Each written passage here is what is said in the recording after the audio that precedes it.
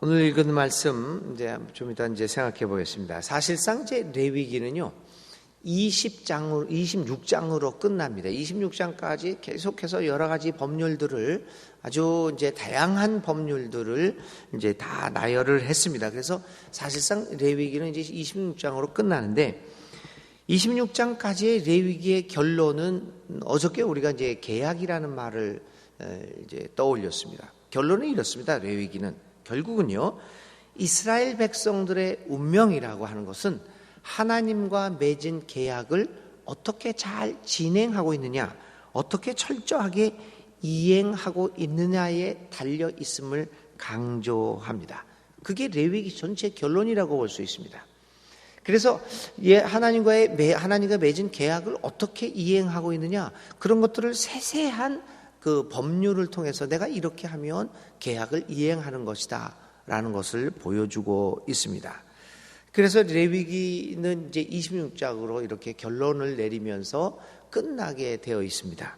근데 이런 면에서 보면 27장은 또다시 여러 가지 법률들이 반복되는 것으로 보아서 일종의 부록과 같은 이야기라고 볼 수 있습니다. 27장의 내용은 그렇게 복잡하지는 않습니다. 첫 번째는 서원이라고 하는 제도에 대한 그 설명입니다. 그리고 이제 두 번째 11조에 대한 10분의 1은 여호와의 것이다 라고 하는 것을 중심으로 27장을 이제 마무리를 하고 있습니다. 여기서 이제 잠깐 우리 서원이라고 하는 것들을 이제 한번 생각해 봅니다. 여러분들도 서원 기도 이런 이야기를 많이 들으셨습니다. 교회 생활을 오래 한 사람들 서원 기도 많이 하고 서원 기도가 뭐다라고 얘기하는 것들을 많이 들으셨을 거예요. 또 실제로 그런 것들도 하시고요. 저도 그렇게 했습니다. 근데 가만히 이제 서원 기도라는 것들도 이렇게 보면 여러분 서원 기도의 내용을 어디서 들으셨습니까? 철저한 성경 공부 가운데 들은 게 아닙니다. 한번 생각해 보십시오. 성경의 기준에서 어떻게 해서 이 서원 기도가 나왔고 서원이란 게 무엇인가를 깊은 성경의 연구에 의해서 우리가 공부한 것보다는 들려오는 이야기, 전승처럼 들려오는 이야기. 그러고 보니까 가만히 생각해 보니까요, 우리가 갖고 있는 신앙의 지식이 다들 성경에서 온 것이라고 생각을 하고 있는데 정말 진지하게 생각해 보면 들어서 한 것들이 상당히 많습니다. 제가 누차 강단에서 강조했지만 예언 기도라는 것, 우리가 다 예언 기도 받고 또 했기도 했고 또 잘 알고 있습니다. 그 예언 기도도 사실은 생각해 보면 성서적인 내용보다는 우리의 신앙의 이 공동체에서 전해져 내려오는 전설과 같은 이야기에 그거로부터 비롯된 것이 많습니다.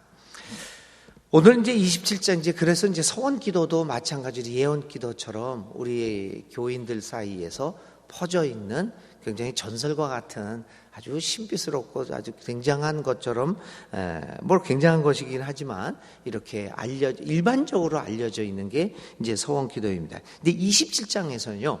서원 기도를 이야기하고 있는데 이 서원 기도에서 자세하게 이야기하는 것은 아닙니다. 한마디 더 이야기하면 서원 기도는 모든 것은 하나님께 속해 있다라고 하는 것을 고백하는 기도입니다.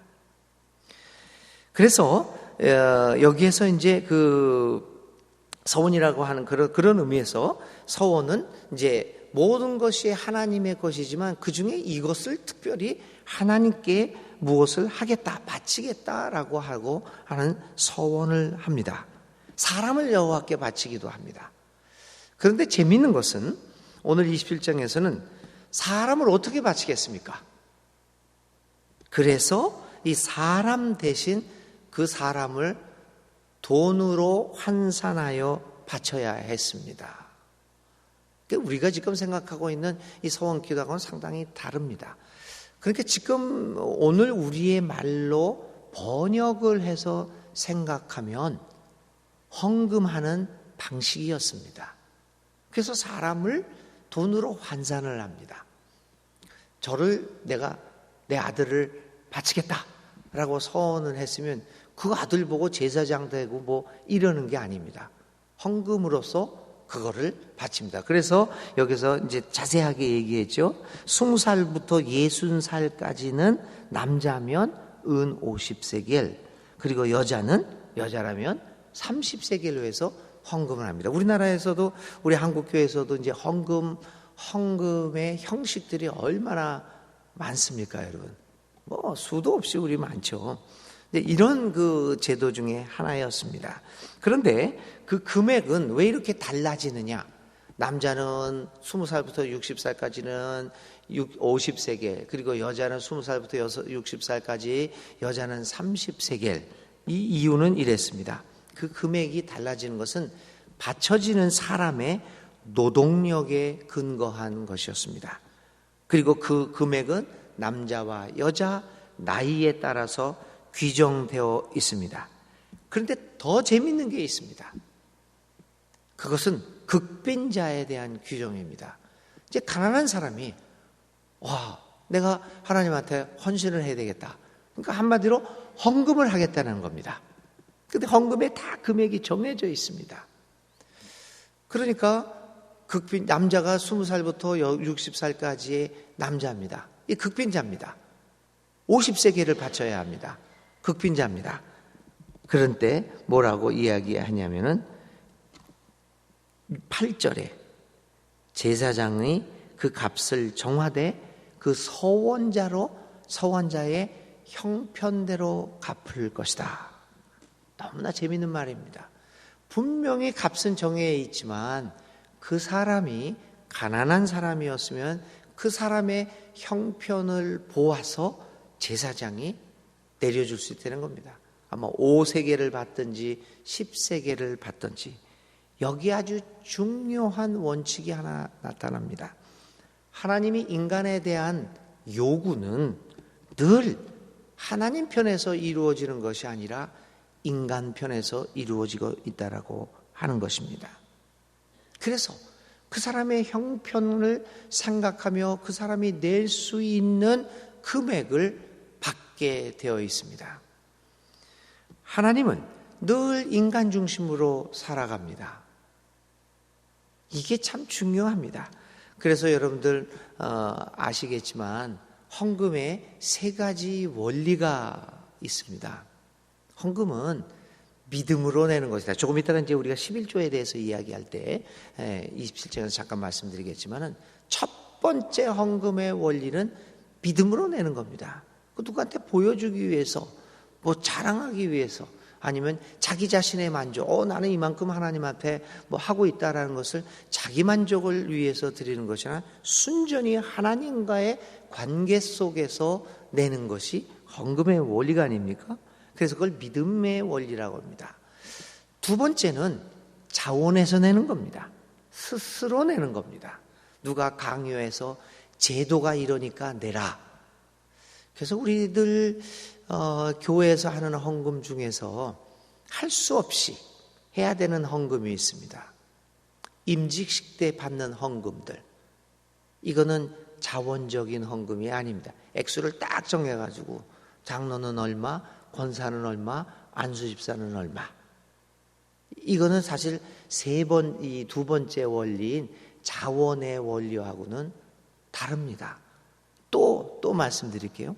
또 성서에 나오는 오늘 27장에서 나왔죠. 성경의 헌금의 성경적 원리의 3번째는 형편에 맞춰서입니다. 오늘 자기를 바치겠다 서원 기도를 했습니다. 얼마나 믿음이 좋아서 그랬겠습니까? 얼마나 자원해서 했겠습니까? 근데 이게 50세겔입니다. 가난해서 도저히 낼 수 없습니다. 이 3번째 그 원리에 맞지가 않지 않습니까? 그러니까 제사장이 부릅니다. 그래서 당신의 형편이 이러니 50세겔 안 됩니다. 5세겔로 합시다. 이렇게 형편에 따라서. 그래서 헌금이라는 것은 이 3가지 조건, 믿음 속에서, 그리고 자원에서, 그리고 형편 속에서 빚을 내서 헌금을 하는 것은 아닙니다. 이 3가지 원리가 조화롭게 이루어질 때 온전한 헌금입니다. 그래서 제도적으로 일정한 금액을 정해서 이렇게 임직을 했으니 그렇게 한다라고 하는 것은 사람이 내는 사람이 믿음으로 낼 수는 있습니다. 그런데 두 가지 원리, 자원하는 내는 것과 형편에 전혀 맞지 않습니다. 우리가 헌금을 낼 때도 그런 교회에서 헌금 제도를 만들어 낼 때도 이러한 특별한 오늘 특별히 27장에 나와 있는 이 원리들을 생각을 해서 이렇게 제도를 성서적으로 만들어 가야 하지요. 그러기에 오늘 레위기에서 서약한 사람이 감당할 수 있는 능력을 따라서 서원의 값을 헌금을 할 것을 명령하고 계십니다. 우리 하나님은 모든 것을 초월해서 그리고 무조건적인 희생을 우리에게 요구하는 분이 아니십니다. 하나님이 우리에게 요구하시는 것은 그런 희생이 아니라 마음에서 우러나오는 진정한 의미의 바침입니다. 여러분, 오늘 레위기에서 이 레위기를 마지막으로 하면서 이 서원에 대한, 그러니까 헌금에 대한 이야기를 이렇게 말을 이제 마치고 있습니다. 다시 한번 우리가 하나님 앞에 바치는 모든 것들은 믿음의 관계 속에서, 자원해서, 그리고 자기의 형편 속에서 하나님 앞에 서원하고 바쳐져야 하는 것입니다. 우리 하나님은 얼마나 좋으신 하나님입니까? 무조건적인 희생을 요구하는 그러한 잔인한 잔혹한 신이 아니라 언제든지 우리들의 편에 서서 우리들의 입장을 생각하고 하는 그분을, 우리의 예를 들면요, 우리의 사회에서도 다 그렇지 않습니까? 우리의 정치에서도 그렇고 제일 높은 자리에 있는, 높다는 것보다도 하여튼 그 높은 지위에 있는 사람, 우리들을 이렇게 나라를 이끌어 나가는 대통령을 비롯해서 저 소위 고위층이라고 하는 사람들이 늘 어떤 정책을 세울 때, 그리고 어떤 일들을 할 때, 어떤 행사를 할 때 늘 국민의 편에서 서서 국민의 입장을 생각하고 행사를 하고 행위를 하고 정책을 한다면 그 나라는 정말 행복한 나라가 될 겁니다. 그런 정치 지도자들을 우리가 가져야 하지 않겠습니까? 그런 정치 지도자를 가진 국민들은 행복합니다. 왜냐하면 국민의 입장에서 생각을 하니까요. 근데 우리가 믿고 있는 하나님은 우리의 입장에서 늘 인간 중심으로. 그래서 신앙에 두 가지 원리 중요한 게 있습니다. 우리는 신본주의만 얘기하잖아요. 근데 그것만 가지고는 안 됩니다. 인간들은 우리의 삶에서 하나님 중심으로 생각을 하고 하나님 중심으로 살아갑니다. 그런데 우리의 하나님은 자기를 중심으로 생각하지 않고 우리 인간을 중심으로 생각합니다.